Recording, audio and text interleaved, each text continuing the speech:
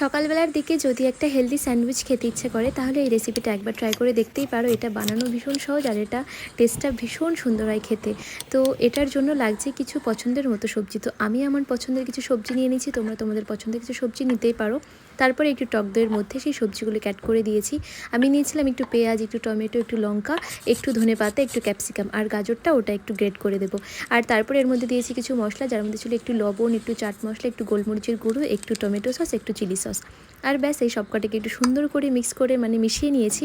আর তারপরে একটু white bread নিয়ে নিয়েছি আর সেই ব্রেডগুলোর ওপরে এটা দিয়েছি। আর তার মধ্যে আমি ডিম সেদ্ধ করে নিয়েছিলাম, সেই ডিম সেদ্ধ করাটাও এর মধ্যে একটু গ্রেট করে দিয়েছি। তোমরা চাইলে এটার সবজির মধ্যে মিক্স করে দিতে পারো অথবা ডিমটাকে কেটে দিতে পারো, বাট আমার এই গ্রেটারটা পছন্দ তাই আমি গ্রেট করে দিয়েছি। আর তারপরে আর একটা ব্রেড দিয়ে চাপা দিয়ে অল্প একটু তেল দিয়ে এপিট ওপিট সুন্দর করে লাল লাল করে ক্রিস্পি করে ভেজে নিলেই হয়ে গেল ব্রেডটা রেডি। আর এটা পুরোটা তো হেলদি আমি বলবো না, বাট এটা যথেষ্ট পরিমাণে হেলদি একটা খাবার। এই ব্রেডের রেসিপিটা আমি আগেও একবার শেয়ার করেছি আর আজকে আবারও করলাম, কারণ এটা আমার ভীষণ পছন্দের একটা ব্রেড স্যান্ডউইচ, এটা আমার ভীষণই ভালো লাগে সত্যি কথা।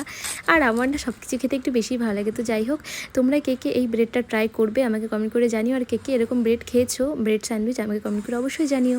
টাটা।